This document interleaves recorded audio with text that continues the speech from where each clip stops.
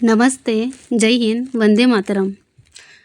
Thumbnail बघून तुम्हाला आजचा विषय कुठला आहे हे समजलेच असणार. त्यासाठी माझ्या चॅनलला सर्वात आधी नवीन असेल तर सबस्क्राईब करा आणि व्हिडिओला लाईक करा. चला तर वळूया आपण आपल्या आजच्या विषयाकडे. फौजीची बायको असणे हे गर्वाचे असले तरी ते जबाबदारीचे आणि त्यागाचे एक कठीण काटेरी धनुष्य पेलण्यासारखे आहे. तिला तिच्या कर्तव्याचा अभिमान आहे. आपल्या पतीची निवड अशा व्यक्तीसोबत आहे जो केवळ स्वतःचा किंवा कुटुंबाचा नाही तर संपूर्ण देशाचा विचार करतो. भारतमातेच्या रक्षणासाठी सज्ज असलेल्या या वीराची पत्नी असणे हे सौभाग्याचे लक्षण मानले जाते. पण तिचा एकाकी लढा असतो. संसार हा पती पत्नी दोघांनी मिळून चालवायचा असतो. मात्र फौजीची पत्नी घरची सर्व जबाबदारी एकटी सांभाळते. मुलांचा अभ्यास, घरातील कामे आणि वडीलधाऱ्यांची काळजी घेण्यात तिचा दिवस जातो. पण मनात पतीची सतत ओढ असते. विरहाची वेदना होते तिला. सण उत्सव असोत किंवा मुलांचे वाढदिवस, फौजी नवरा बहुतेक वेळा सीमेवर असतो. दरवर्षी पुढच्या वेळी नक्की येईल हे दिलेले आश्वासन आणि फक्त फोनवर मिळणाऱ्या शुभेच्छा या विरहाच्या प्रवासाचा भाग असतात. खंबीर आधार. जेव्हा ती खंबीर आधार बनते मुलांचा, तेव्हा मुलं वडिलांची आठवण काढतात. तेव्हा स्वतःचे दुःख बाजूला ठेवून त्यांना समजावणे आणि धीर देणे हे तिचे मुख्य कार्य असते. ती केवळ एक पत्नी नाही तर घराचा भक्कम कणा असतो. तिचा त्या गोष्टीसाठी खरा त्याग आहे. एका सैनिकापेक्षाही त्याची पत्नी आणि मुले जास्त त्याग करतात, कारण ते सतत अनिश्चिततेत आणि पतीच्या प्रतीक्षेत आयुष्य जगतात. मी फौजीची बायको ही कविता बोलून दाखवते. सीमेवर तो लढतोय देशाच्या रक्षणासाठी, मी इथे लढते संसाराच्या अस्तित्वासाठी. हाती बांगड्या असल्या तरी मन मात्र पोलादी आहे. एकटीने जगण्याचा लढा माझ्या नशिबी लिहिलाय. सण असो वा उत्साह, डोळ्यात फक्त त्याची वाट. मुलांच्या प्रश्नांना देताना काळजावर पडतो काट. लोक म्हणतात मज्जा आहे तुझी, पगार येतो घरबसल्या. पण त्यांना काय ठाऊक रात्री कशा सरतात रडल्या. कधी समाजाच्या नजरा तर कधी सासरचे टोमणे. फौजीची बायको असूनही सोसावे लागते उणे. पण हार मानणार नाही मी. अभिमान आहे मला त्याच्या वर्दीचा. मी एक योद्धा आहे, आधार आहे माझ्या घरचा. फौजीची पत्नी जेव्हा समाजात राहते तेव्हा तिला सामाजिक संघर्ष तिच्या वाट्याला येतो. तर घराचा उंबरठा ओलांडून तो सीमेवर जातो तेव्हा घराचा तोच उंबरठा तिला किल्ल्याची तटबंदी म्हणून जपावा लागतो. आज आपण सीमेवर लढणाऱ्या जवानाचा जय जयकार करतो, त्यांच्या शौर्याच्या कथा सांगतो. पण त्या जवानाला सीमेवर निर्धास्तपणे लढता यावे म्हणून घराचा मोर्चा सांभाळणाऱ्या त्याच्या पतीच्या संघर्षाबद्दल आपण किती बोलतो. फौजीच्या पत्नीचा लढा हा केवळ शत्रूशी नसून तो समाजाशी आणि परिस्थितीशी असतो. एकटेपणा आणि जबाबदारीचा डोंगर तिच्या वाटेला आला असतो. पती ड्युटीवर गेल्यावर घरातील प्रत्येक निर्णय तिला एकटीला घ्यावे लागते. मुलांचे आजारपण असो, शाळेचा प्रवेश असो वा घरातील मोडतोड.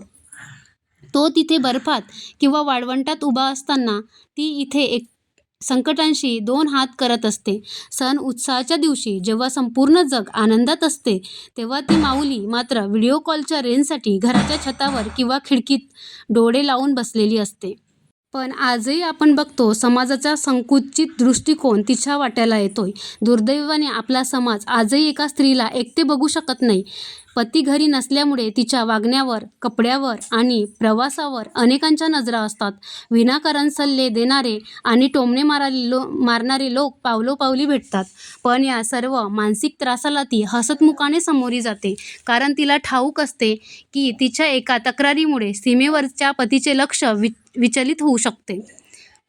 फौजीची पत्नी ही रडणारी अबला नसते, तर ती एक होम वॉरियर असते. ती केवळ संसार करत नाही तर ती एका सैनिकाचे मनोबल असते. तिचे धैर्य हाच त्या जवानाचा खरा बुलेटप्रूफ जॅकेट असतो. शेवटी इतकेच म्हणेन, ज्यावेळी आपण भारत माता की जय म्हणतो त्यावेळी त्या मातेच्या लेकीचा म्हणजेच त्या फौजीच्या पत्नीचा सन्मान करणे देखील आपले कर्तव्य आहे. तिला सहानुभूती नकोय, तिला तुमचा आदर आणि खंबीर साथ हवी आहे. आपण आता बघूया फौजीची पत्नी एक अदृश्य योद्धा खरोखर आहे का? मित्रांनो, आपण सीमेवर लढणाऱ्या जवानाचा जय जयकार करतो, त्याच्या शौर्याच्या कथा सांगतो. पण कधी विचार केलाय का त्या जवानाला सीमेवर निर्धास्तपणे लढता यावे म्हणून घराचा किल्ला एकटीने लढवणाऱ्या त्याच्या पत्नीबद्दल. आजचा हा व्हिडिओ त्या होम वॉरियरच्या संघर्षाबद्दल आहे, जिचा लढा शत्रूशी नाही, समाजाशी नाही आणि स्वतःच्या परिस्थितीशी आहे. फौजीची बायको होणं म्हणजे काय? सण असो, मुलांचा वाढदिवस असो किंवा स्वतःचं आजारपण, कित्येक वेळी तो सोबत असेलच असं नाही. व्हिडिओ कॉलची रेंज शोधत अख्खी रात्र काढणं आणि मुलांच्या प्रश्नांना बाबा लवकरच येतील असं खोटं उत्तर देणं हा तिला रोजचा मानसिक लढा आहे. जगाला वाटतं पगार घरी येतोय, पण त्या पैशाच्या बदल्यात तिने आपला सहवास गमावलेला असतो हे कोणालाच दिसत नाही. दुर्दैवाने आपला समाज आजही एका स्त्रीला एकटी सन्मानाने जगू देत नाही.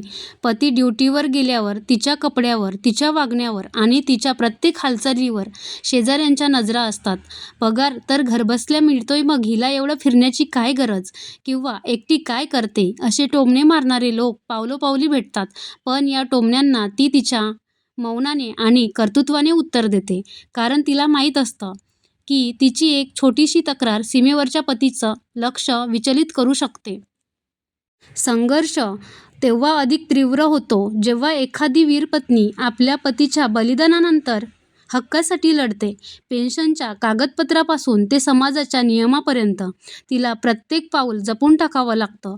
वीर पत्नीला केवळ वर्षातून एकदा फुलांचा हार नको असतो, तर तिला हवा असतो समाजाचा कायमचा आधार आणि खंबीर साथ. लक्षात ठेवा, फौजीची पत्नी ही रडणारी अबला नसते, तर ती एका सैनिकाचं सर्वात मोठं बळ असते. तिचा त्याग हा त्या वर्दीइतकाच पवित्र आहे. जर तुम्हाला या रणरागिणीचा संघर्ष मनापासून पटला असेल तर हा व्हिडिओ सर्वात जास्तीत जास्त शेअर करा. कमेंटमध्ये जय हिंद नक्की लिहा. जय हिंद, वंदे मातरम. पुन्हा भेटूया एका नवीन विषयासोबत. तोपर्यंत काळजी घ्या आणि हा व्हिडिओ सर्व फौजांपर्यंत पोहोचला पाहिजे अशी आशा करते. Bye bye, take care.